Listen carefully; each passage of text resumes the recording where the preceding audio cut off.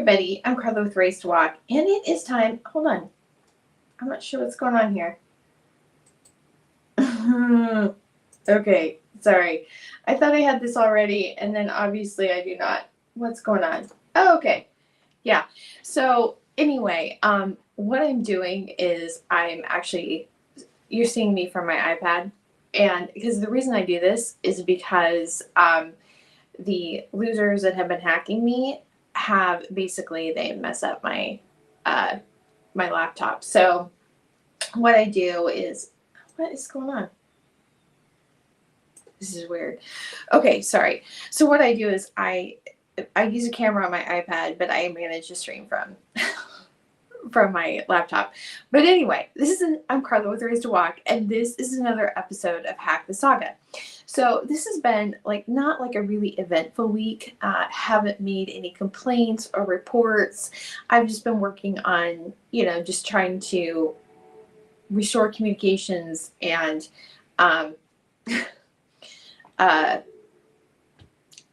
fix the damage that losers have done to my sites and my platforms, or at least document it so I have evidence that it's been damaged. So anyway, what this series is about, my site as a whole, is my tagline is sharing good thoughts about good words, and what I have been doing in the past is I would do Bible studies, right? Bible studies, and publish them and do videos, live stream videos of Bible studies, and also do videos about book reviews. And the thing is, my words were so good that they were all stolen. And so that led to this series, Hack the Saga, because the people who did it, people that I know and that I have reported, they weren't content with just stealing my work and profiting off my work. They had to try to make sure that I did not profit at all and sabotage all my platforms. So that is what this series is about. If you go to my website at racetowalk.org, I have a lot of other things. I have book reviews, I have Bible studies, I have kind of meditations specifically on the book of Psalms. I have a whole series of reading through the Psalms in 50 days. I talk about, basically my website at racetowalk.org is for Christians, two Christians talking about what it means to really live a life in Christ, because we were raised to walk in newness of life, Romans 6:4. So anyway, that's what this is about. But if you go to my website at racetowalk.org and look, I have Hack the Saga. Let me go here and do captions. And I'm going to try to remember to turn off my video and turn it back on. The reason I do that is, again, they interfere with my stream and unsync the audio and video. And since I'm doing this on a Saturday, this seems to be their little hobby on the weekend. Is they're not at work, I guess, and so they spend their time, their effort hacking me. So anyway, I'm going to try to remember to do that. But if you go to my website at racetowalk.org/hackthesaga, you can kind of see a series. I started just trying to report it to authorities, and they didn't do anything and blew me off. And so I started live streaming about it, and I did the first live stream in this particular series on August 4th, 2025. This is after I'd submitted a 200-page report to the FBI on different areas of criminal activity I saw that was going on with this fake account network, this bot network online, and they didn't do anything, so I started streaming. And as I was streaming, you'll see how I discovered who was involved. Again, happened to be people I knew, people close to me. So anyway, in the stream, this is what we're going to cover. I'm going to be giving a little bit of an update on the Facade book discussion guide that I published. And then the second is going to be a little bit of an update on my block communications. And I'm also going to be just a reminder that I filed a police report with evidence that the dean of the School of Christian Thought at Houston Christian University was part of the sabotage and hacking of my accounts. And then we're going to talk a little bit about facades and identity theft. And then the last thing I just want to address, since this is such a hot topic, and is on Israel-Gaza and facades. Now, the reason for this is that the reason for this is just because, as evangelicals, and I know that, that has gotten such a that word has gotten such a stink about it recently that a lot of people don't even like to refer to themselves as evangelical. But, words have meaning. And just because there are bad people in a particular group, I think we shouldn't just give up the label, and find a new word to mean exactly what the other one's supposed to be. We should just say, no, this is not what we believe. This is not acceptable behavior. This is not in line with what we believe and who we are as a group. So anyway, but that's why I want to talk a little bit about Israel and Gaza, because as evangelicals, part of our DNA is having a very strong support for the state of Israel and the Jewish people as a whole. So we're just going to have a little bit of discussion about that. Okay, so that's it. That's going to be at the end of the stream. But I'm going to start with talking about facades in general. So what is a facade? So a facade can be like a front of a building, right? Or it can be a deceptive or outward appearance. So what you're seeing in the front is not actually what is, right? And it's about, if not outright deception, it's about just presenting something a little differently, right? So, because you can have, if you've ever been to like the Texas Renaissance Festival, they'll have these huge, they have these streets and these buildings with these huge facades in the front, right? But they're just like little shacks behind. They're not actually these huge buildings. It's a false front, and that's what a facade is. So, going to the facade discussion guide, one of the first, the very first book reviews I did on my channel when I started publishing book reviews and Bible studies in 2019 was a book by Michael Heiser, and he's very well known for his work on the Divine Council and for a lot of his theological books, but he's also written fiction. And I just was going back and reading, some of the, because I did the video review in 2019, but I didn't have a written review on my site. And I just published that this week. And I also published a discussion guide that, like, if you go to my website, you can download a PDF version of the discussion guide, but it's also available on Amazon. But as I was reading through the study guide and my notes about, what I had been talking about, the facade, I had forgotten that Michael Heiser actually wrote this novel at the same time he was writing his dissertation on the Divine Council. And I just thought that was really interesting. He died in 2023. And I would just be really interested in asking him, like, what was the motivation? Did he need like some creative outlet while he was doing all this research into these original sources? I mean, did he need some room for speculation? And that's why he was writing the facade, while he's, looking at all the text. So I'm just curious about that. But anyway, so I published this on my, here's a written review on my website. And then also, what is going on here? Okay. Yeah. Also, my scenes got messed up. Sorry, let me. What? Okay. So I was publishing this this written review. This is on my website, and I also, again, I did a discussion guide for this. And so if you publish, if you're a blogger or you do any online marketing, you'll know that a big thing is about building a list, right? Building a list of your readers, because you can't control the algorithm and you can't control, you know, some people manipulate social media algorithms, but generally there's only certain things you control. You don't control even your own page on like Facebook or even your own profile on Facebook. But if you have a mailing list, that is an asset that you control, because those are, you can control when you send out emails. So I had a mailing list or newsletter sign up on my website for a long time, actually. And I had been using Bloom, which is a plugin from Elegant Themes. And my current website is, or actually I've been using an Elegant Themes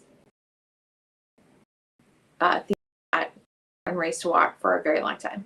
Actually, I think I'm with. So anyway, so I was using Bloom for signups, for opt-ins, for all of this. And so when I originally set up that download, so if you sign up for my newsletter, you can get a downloadable copy of the Facade, right? And so when I originally set up this download, I was using it as I originally was, with the Bloom opt-in. You know, I had it so if you sign it up, then it would display a download link. And then I thought, no, because that could be shared, and I want to be able to track better what is being downloaded. So I use Download Monitor to hold the file, so it would be tracking how many times it was downloaded. And so I was sharing things on social media. And so then, like after a day, I went back to see if anybody had downloaded the guide, because it's a good one. It is. And so it's a good resource. You can use it for your book clubs, whatever.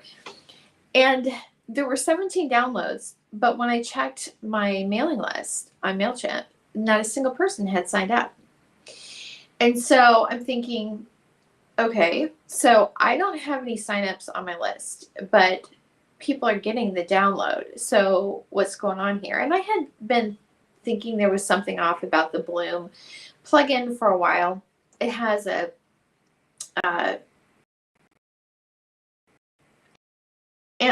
supposed analytics where it shows you like how many subscribers and what conversion rate is.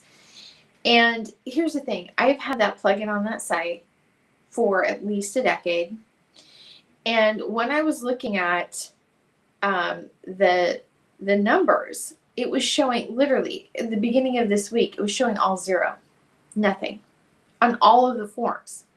And how likely is that? You know, it's like, okay, so maybe people just aren't signing up or whatever, but I know that there's downloads, right? But I have not been getting any email signups. So I switched. I took it off took the download off of that, and I switched to a different email service that hosted the download itself. So you can get that for free, but when you sign up for my newsletter, but it takes that email confirmation. So the interesting thing about that is that, like I said, I've had creepy stalkers, you know, they hacked my computer. I shared a couple updates ago that I had screenshots of it, that I was working on. The site's hosted at Cloudways, but I was working in the cloud-based database, like look at the database of the site. And when I switched IP addresses, the database changed. So it was like different things were being served based on IP address, right? And I have screenshots of this. And so I knew that there was something weird going on with that. But then I'm like, you know what? There's obviously, after I had taken the download off of using Bloom, then it started. This is after the download, the Bloom download was removed. Then it showed more views. It had gone from 0, but then it started showing views and 1 download. So anyway, here's the thing. I know that I personally am being targeted and my platforms are being targeted, but I guarantee you this whole setup, like however it is, however the logins or the statistics are being manipulated on the Bloom plugin, I guarantee you I'm not the only one. And I have no idea how many I'm certain that there were leads that came in, right? There were signups that had those downloads. They didn't come to me. They went to somebody else. So here's just the thing. If you happen to be watching this and you have signed up for my one of my email lists over the past decade, I'm guessing the odds are whoever was sending it was not me. Okay, I don't think the last one I sent on my MailChimp newsletter was back in it was back in Easter. So if you've gotten anything since then from me, oh no, did I send one about the facade? Might have. That's my list. If you've gotten anything else, it was because your sign up on my site was diverted to somebody else, and other people have been basically operating as me. This is part of the reason that they've been literally, I mean, I've had my DNS, my domain name servers, which handles who can send emails on my domain. That's been hacked. I mean, there's just been a ton of stuff, but I'm not going to get into that because, here's the thing. I've talked about it a lot, and if you want to know more information, you can go back and look at that Hack the Saga website. What is going on with this? Yeah, so here's the thing. It's like seriously, here's the thing. I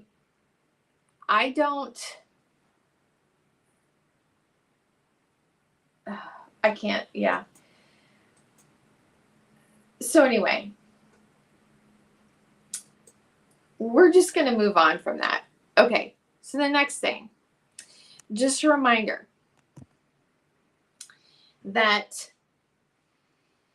on October 6th, I went into the Salem Police Department and I reported Phil Tallon as being one of the people that was part of the intellectual property ring and that was hacking my account. I have yet to hear a response from anyone. And here's the thing. This is a police report and I'm not going to forget about it. Okay? This isn't just going to go silently away and you can't just go walking off. I'm going to keep talking about it until somebody nails their butt to the wall. That is what I'm going to be doing about it. You're not going to be able to keep fronting as these good little Christians that are the source for content, which, here's the thing. If you are somebody who is known for writing sermons, books, or whatever as a Christian, and you may not know that it's stolen, but you're not writing it. Okay, so that's fraudulent. If you don't want to actually do the work, then go do something else. Don't be a fake. You are putting up a front, a facade of being this pastor with these great insights, or this Christian writer that writes all these great books and you're not writing them yourself. Yeah, it's hard. It's hard work. But either do the work or go do something else. But anyway, this is a police report number. Oh, yeah. So here's the thing. While I was testing, so I have to go on my site. It's been up since 2013. I have all these forms and all these things that I've done. Like, what is this? 12 years. Is that right? Yeah, 12, 13 years. So anyway, I was going through all of these things and I was testing the forms. And so this whole thing, you want to go and look at my update on July 28th about when my phone was stolen. It was cloned. They got into my emails. The hackers, they bribe people. People are cheap. And it's just as easy to bribe, give somebody a Starbucks gift card so they sneak into my backpack and get my backup codes. But anyway, somebody stole my phone. They put it back later, but they had already gotten into my email when I was hosted through Fastmail. Switched off Fastmail. This is only going to make sense to people who know how websites works and domains work. But if you do, you know what I'm talking about. Anyway, they've been trying to impersonate me, right? So they have to have some way to fake my emails, right? So anyway, I switched to Proton Mail and my email was normal for about 2 days. This is July 28th. And then on July 30th, it was like it was locked down again. And So I'm doing a little research on it, asking Claude AI, like, I'm switching to Proton, it's encrypted, and the model's reply was that like authorities can't read your emails on Proton Mail because it's encrypted, but they can still block emails coming in at an infrastructure level. And so I've been fairly certain that that's what's going on. Like last week, I said I sent an email to Mark Terry at Second Baptist, never got a response. And, the email I was talking about intellectual property theft and identity theft of people who attend the church. And I can't imagine that the administrative pastor of the church wouldn't respond to that. So anyway, I'm thinking, I don't know if he got it, or like, I don't know where the block is. If it's going out, if there's a block going out and he never got it, or if he didn't reply and I didn't receive it because there's a block coming in. But I used one of my, did 2 tests on testing the new forms, the sign-up forms, to make sure the download and everything worked. And the first one of them was on my Joswiack email, and it basically, what was it? I think it was delayed like a couple hours and it didn't come through. But then I used one of my Proton emails and that one didn't come through either. So I was troubleshooting it with the email company, and they said, well, the only one that we see that bounced was, they saw that the Proton mail had bounced, and she said, it's like the email doesn't exist. So that was, that's a smoking gun. That's a confirmation that my emails are being blocked at an infrastructure level. There's interference there that is being, that is happening, so that I'm not getting the email, and the person that's trying to email me thinks that that is a bad email, or that it's bouncing back to the other person. So what I did a test with an alias, and that came through just like that. Came through just immediately. There was no delay at all. So what's apparent to me is that they just know what my email addresses are, and if one of my emails and transmission is blocked. Now, somebody that's more familiar with internet infrastructure could probably explain it. I don't know. I just see what's happening to me and what's going on. So blocking my emails, we're going to see that where is it? Did I not? What's this one? Okay. So this is, what this is it was my Metro Patrine mobile account. And do you see that what it says on there on the account? It says that I had a Samsung Galaxy. That's what they have registered on as the phone on my account. I didn't have a Samsung. I had a Google Pixel 4a. Not my phone. Also, this is a call log on Metro T-Mobile. I don't know if you can tell, but there is not a single, that's supposed to be call detail about all the calls that have come into me. There's not a single other phone number listed on that call log. And a lot of them that are, it looks to me like what's going out says 123. I think that's when, I'm not sure, but I think that that's probably, because there were calls that I made, right? So that would be my number listed. But I think the 123, I'm not sure, but I think that might have been when they were making calls, basically spoofing calls on my number. Again, infrastructure level. This is at a carrier level. It's not my phone. It's my phone. This is a carrier level hack, like to block my communications. Does it sound extreme? Yeah, it is. It is. And this is what's been going on. And this one. When I was talking to him, and I didn't just give him the screenshots of showing So what they had done is they had created a Google Family account on my main email address, or my main Google account. So they basically had access to every single Google property that I had with that account. Everything. That's why I couldn't get them out no matter how much I changed my passwords, because they had access through that. So anyway, I'm telling him all this, and I'm telling the people that I know that are involved with it. And he's like, well, I don't know if there's any crime here.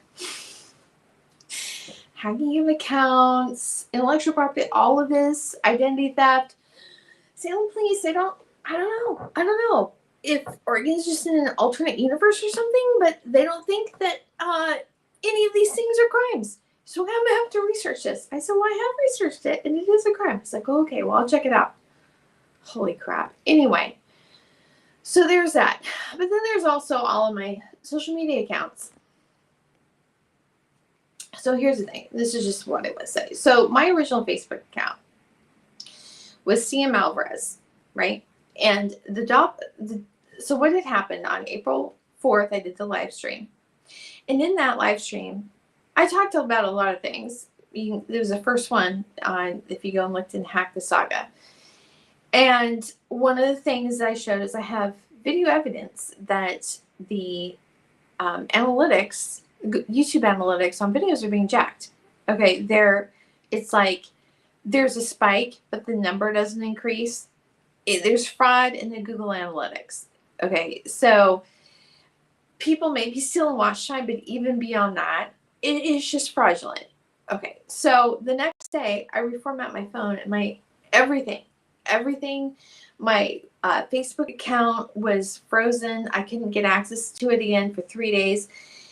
After I got back into it,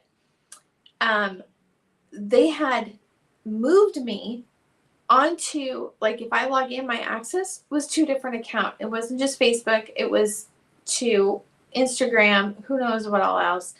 But they moved me onto a different account. And this isn't a hack. This is a meta feature. Okay, this is a built-in function of Meta to manage profiles. So they had my logins on, because they hacked my account. They had my login on my Facebook account, and they just moved me over onto this other one. So my original account was CM Alvarez. That was my original Facebook account. The doppelganger that they moved me onto was Carla Alvarez. So here's the interesting thing about it. And like I said before, all of the accounts that I'm currently connected to on Facebook, they're fake accounts. They're fraudulent accounts mimicking people that I know. It's identity theft. It's identity theft. And so I don't really have Facebook friends.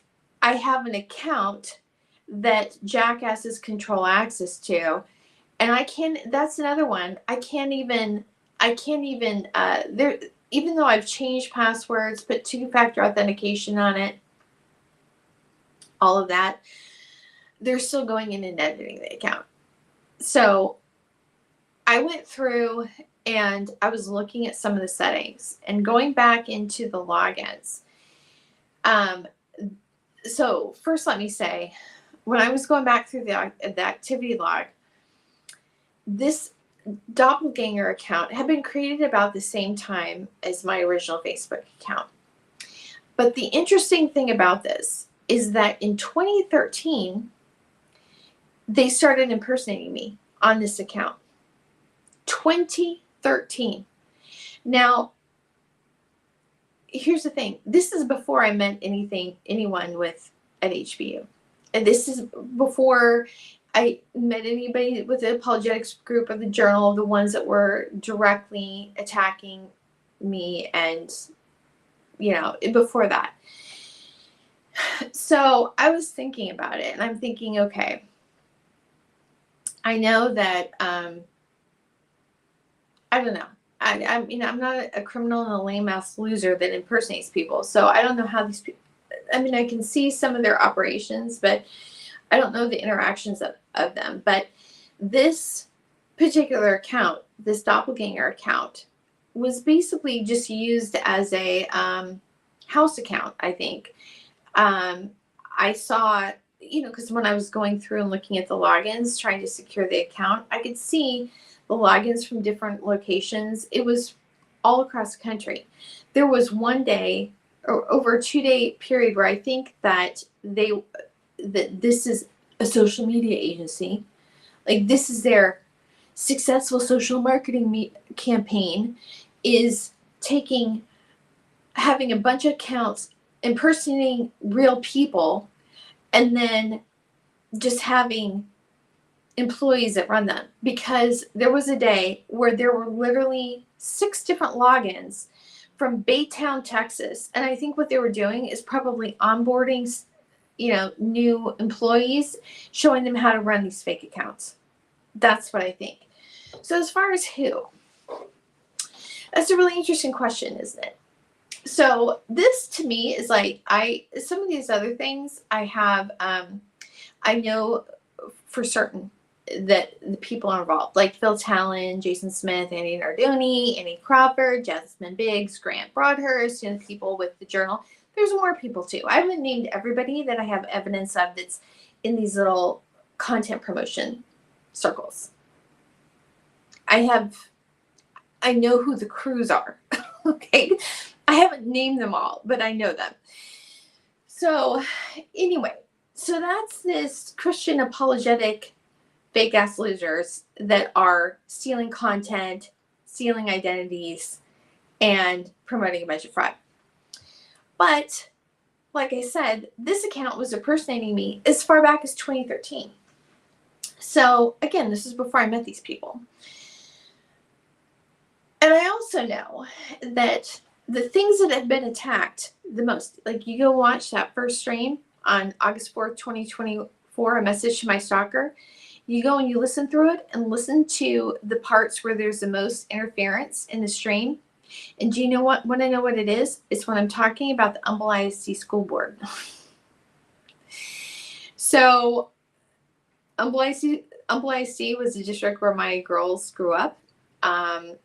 I was very vocal about some issues that were going on there. But again, that is after that was started in 2016.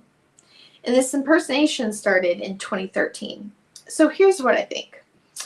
And this is just, I'm just going to put out the speculation just in case that there's somebody who's actually investigating these losers. So you know which direction to go. I started my business, Legacy Marketing, in 2003.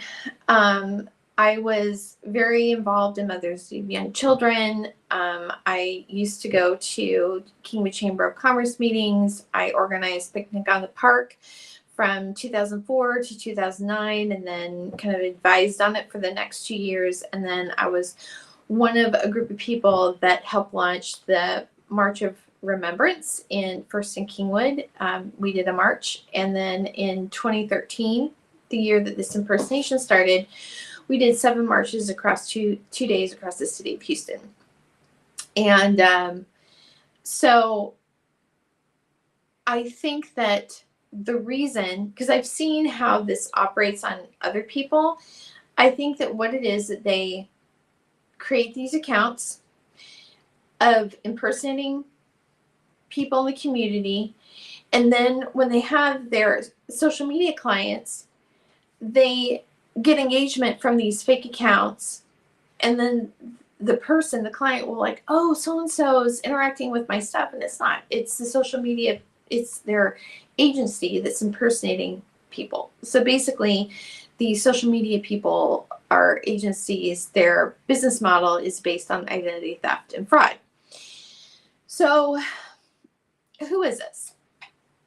Again, I know that these are people local to the Humble Kingwood area in Texas. And these are just things I know. So back when I was still attending the Kingwood Chamber, their events, I was pretty steady about sending out email newsletters to my mailing list. And anyway, one day I went into the Kingwood Chamber meeting for one of their lunches, and Jennifer Joswiack was up giving some little speech about something, and she was basically what she said was what I had just sent, literally almost verbatim what I had just sent in my email newsletter, just like the day before. Might have even been that morning. I don't know. It was just like so ironic. I was like, you've got to be kidding me.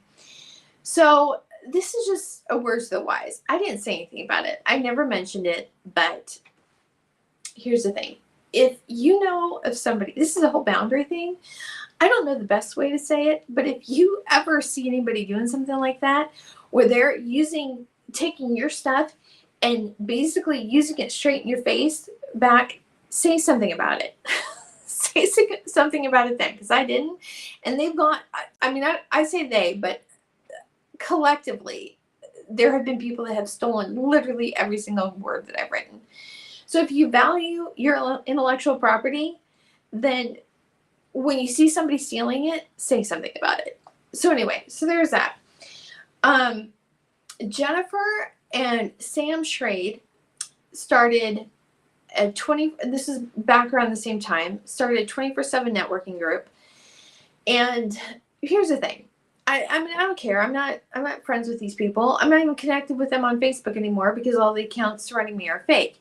But I have always gotten bad vibes about Sam Schrade. I mean, this is even before I trusted my vibes. Literally, like, I just don't. First time I met him, bad vibes, very bad vibes. I was at the time, the only people that I really knew that were on social media were people that in the business community and the chamber communities. Never connected with him on any social media platform because literally he gives me bad vibes. Sam Schrade does video stuff. He has a video studio. That's his thing. That's what he does. The other little couple in this group is Jennifer was really good friends with Paige Cherry. And they had started this home and garden show, and I did a website for them. And then Jennifer's like, well, we're going to have, again, I don't remember if this is Paige's brother or husband. I don't know. I think it's her husband. Anyway, David Cherry, he's starting a social media company. He's really good at it and whatever. So anyway, here's my thought. I know that Dave Cherry was the person that was big on promoting his social media services in the area. Was I ever friends with him? No, but I was friends with people who were connected on Facebook, with people on Facebook that were connected to him. Here's the thing. Do I know for sure who they are and who's behind it? No, but I do know a lot of the clients because these accounts that they've moved me onto, they still do it to this day. It's like they have a list of people. Oh, these are accounts in the Kingwood area of people. And then they just basically hijack your subscriptions onto their clients. I know who the clients are. Okay. So I could go and, when I find an attorney to sue the shit out of these people, I don't think it's really going to be that hard to follow the trail back to the people who are actually behind it. So here's the thing. If you have an entire business based on fraud, if I were you, I would choose to do differently. But again, I wouldn't do this to begin with because it's really slimy and sketchy. Not to mention illegal. And I mean, here's the thing. When people in the area, like people that you go to these little fundraisers with and are on these committees with, find out that you have been creating an account to impersonate them, you better just plan on moving. Just move somewhere else, change your name, because if you're not in jail. So anyway, this is another thing. It's not just impersonation. So this is just this week. I was going on my Instagram account, and this is the thing. Like, this is related similar to your content. It's not. I mean, this is just evidence of continued sabotage against my accounts, because this is nothing like my content. And I have gone through and deleted followers because, you know, it's basically, they took my Instagram account, which didn't have, I had like 1,100 followers. It wasn't huge, but it was built up over time, like actual followers. They moved all my real followers off and put crap accounts on it. So it's basically sabotage. Just sync your content, what you do, in the algorithm. It's deliberate sabotage. But anyway, so I know this is their stuff that they're manipulating. Partly it's promoting their stuff, but they're also syncing mine, because my content is nothing like this. But that first person in red, I had taken a picture of this. I just took a screenshot of it because I was just, again, this is evidence of the sabotage of my account. But Google tagged that as my friend Leslie Witkoff. They have been impersonating, somebody's been impersonating Leslie on WhatsApp. They've been sending me these messages saying, oh, well, this is, and this dummies, they send the same Afghan every single time. She knits. And so I have seen every single thing she's created. Okay. Leslie's account was hijacked. It was hacked and stolen in 2022. And the people who stole it were contacting all her friends, sending these spam accounts. She had a Facebook page for her knitting. They changed it to some insurance thing. We're running scams on that. And you may say, oh, it's like somebody Nigerian. No, it's not. It's local people, because the people who hacked her account, they had all the pictures and stuff from her Facebook page. Those are the pictures. The things that were on her Facebook page are the things that they've been sending me on WhatsApp, saying, oh, this is what I just knit. They'll give a response to something. They don't have any new information since after 2022, because she didn't create another account. So it's very obvious that they're, number one, that it's not her. Number two, that the same people that are hacking me, blocking my communications, are the ones that stole her account back in 2022. Same thing happened to my friend Lori Hathaway's Apple account. I think her Facebook account too. I'm not sure. I think it was just, maybe it's just Apple. Guarantee it's the same people. But not only are they content with taking, stealing her page, her account, impersonating her, but they've also taken her and they're just using her face and creating some fake persona that they're running accounts on. It's not just her. They're doing it to all these people. So here's the thing. Yeah.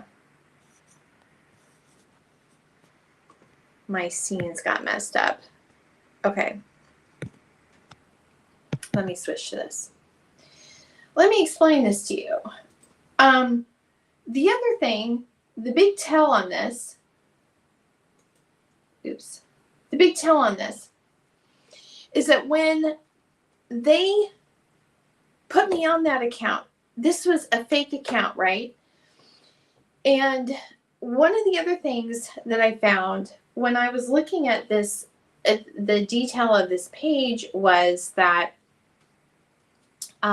if you go on, there's a section for the advertising. And when you go on it, it will tell you who has you on a list, like an advertising list. So people can have a list to advertise to you, and they can also have a list to exclude you from their ads. And So when I looked at this, there were this whole long list of companies that had this account, this Doppelganger account that had been impersonating me since 2013, every single on a list, but every single one of them was an exclusion list. And the reason for this is because they don't want to waste their money, right, on ad displays to a fake account. So what this says is every single advertiser in this entire list, every single one, was part of, they call them clean rooms, where they share data. Every single one of them. And this isn't even all of them. I have like 85 posts in this long string.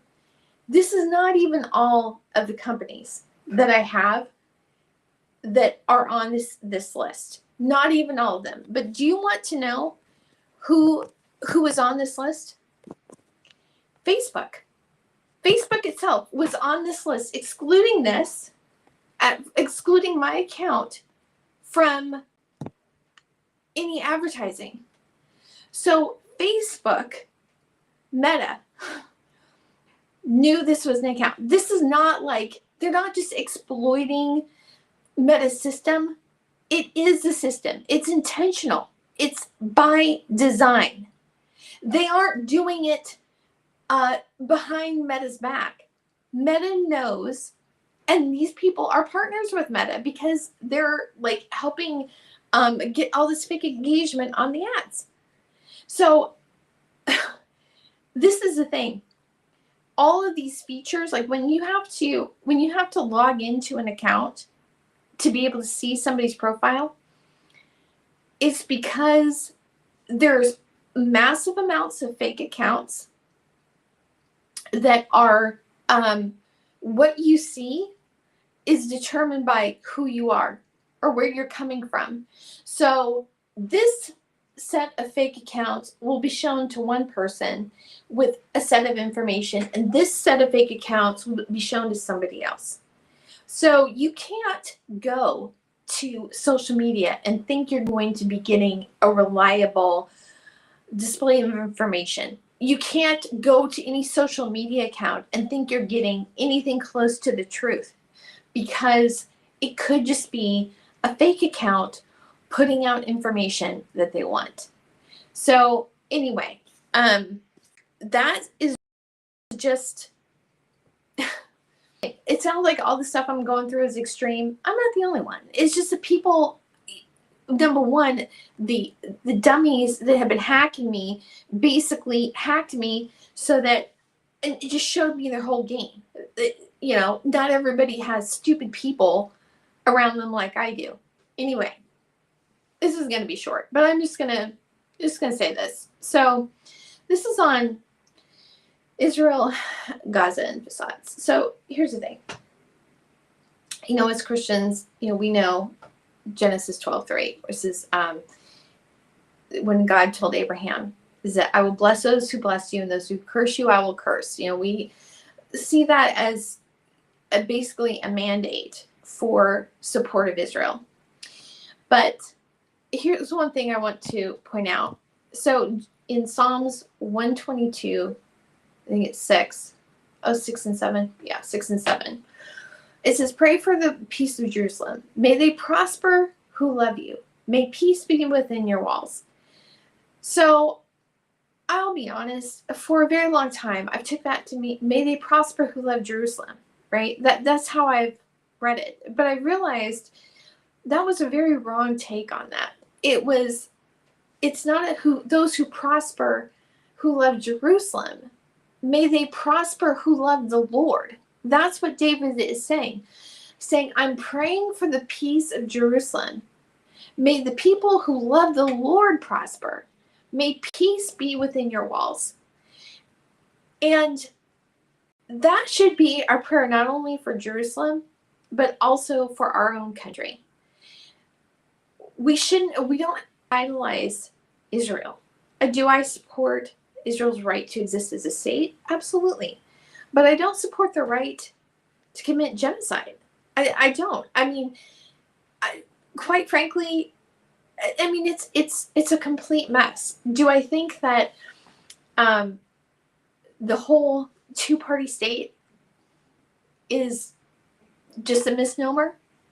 I do. I mean, Israel's like this little tiny state, and they keep ripping out out little parts of it to try to whittle it away. Do I think that's manipulation? Absolutely. Absolutely. But regardless of that, going out and completely wiping out a people is not okay. You cannot do evil things and call yourself good. If you go and you read through the Old Testament, God didn't say, "Oh, you're my people, go do it. Go do what you want." No, he's like, he holds his people to a higher standard. And this is a thing. I don't agree with Charlie Kirk on pretty much anything, but a clip that I saw him say was that he had a hard time believing that basically, the long story short was, he thought that it was kind of the October 7th attack was allowed by Israel because they wanted an excuse to attack Gaza. He said that he had been to Israel, and he said he's been to the border, and he said you can't go 15 feet without seeing someone with, a guard with a gun. He just did not believe that level of attack could have caught them unawares. And he said that there were protests against Netanyahu before that, and then it all stopped after the war started. So here's the thing: Netanyahu was he was a very corrupt person. He's on trial for bribery and corruption right now, and he's like Trump. He would be in jail if he wasn't prime minister. So he has gone from a very corrupt person to an outright evil person. And are we as Christians supposed to support that? No, we don't. We don't support evil. We don't endorse it. We don't facilitate it. And we certainly don't fund it. And so I think, personally, do we pray for Israel? Absolutely. Do we pray for the Jewish people? Absolutely. Do we support the right to exist as a nation? Yes. But we do not fund and support their annihilation of a people. That is evil, and it is genocide. And when we fund that, we are bringing a curse on ourselves as a nation. So anyway, I might say more about that some other time, but anyway, that's what I have for today. And I hope you all have a great weekend, and I'll talk to you later.